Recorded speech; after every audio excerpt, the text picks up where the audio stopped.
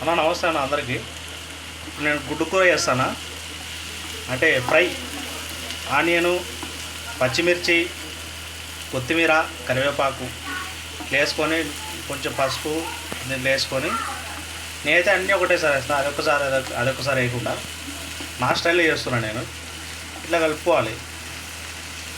ఇట్లా కలుపుకుంటా brown colour వచ్చిన తర్వాత గుడ్లు వేసుకోవాలి. బ్రౌన్ కలర్ వచ్చిన తర్వాత మేము వీడియో చూపిస్తా. అంతవరకు చూస్తూనే ఉన్నాను, స్కిప్ చేయకండి. ఉప్పు ఎంత కావాల్సి ఉంటే అంత వేసుకోండి. మీ టేస్ట్ బీపీ ఉన్న వాళ్ళైతే తక్కువ వేసుకోండి. బీపీలో ఉన్న వాళ్ళైతే కొంచెం మీకు ఎంత సరిపడుతుందో అంత వేసుకోవాలి. సరేనా? ఎక్కువ వేసుకొని బీపీ తెప్పించుకోకండి. ఇట్లా లైట్ బ్రౌన్ కలర్ వచ్చిన తర్వాత కొంచెం మంట తగ్గించుకొని గుడ్లు దీంట్లో వేసేయాలి. మొత్తం పాలగొట్టుకొని చూడండి. ఇట్లా గుడ్లు పాలగొట్టుకొని ఇట్లా వేసేసుకోవాలి. వేసేసుకొని మంచిగా తిప్పుకోవాలి. కొంచెం హీట్ అయిన తర్వాత మీరు అనుకోవచ్చు మాకు అందరికీ తెలుసు నాయన మేము అందరికీ చేస్తామని. కాకపోతే నా స్టైల్లో నేను చేస్తున్నా. Just memories, future memories. ఒకప్పట్లో ఎట్లా చేసేవాళ్ళం, ఏంది ఏం కథ అనేసి.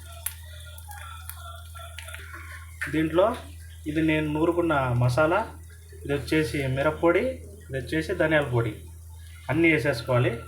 అన్నీ వేసేసుకొని మంచిగా కలుపుకోవాలి. కలిపిన తర్వాత చూపిస్తా. ఒక్కని వీడియో తీసుకుంటే చేయాలంటే కుదరట్లేదు. ఇట్లా తిప్పుకోవాలి. అది తిప్పుకునేది కూడా మాకు చెప్పాలని అంటారు, కానీ కాకపోతే తిప్పాలి కాబట్టి ఇస్తాను.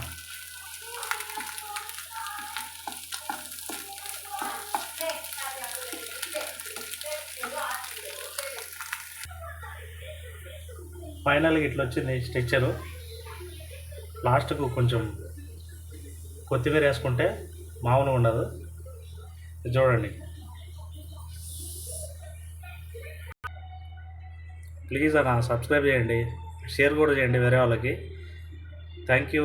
మీరు చేస్తారని నాకు తెలుసు, సపోర్ట్ చేస్తారని నాకు తెలుసు. థ్యాంక్ యూ అన్న. వీడియో చూస్తున్న వాళ్ళందరికీ థ్యాంక్ యూ వెరీ మచ్.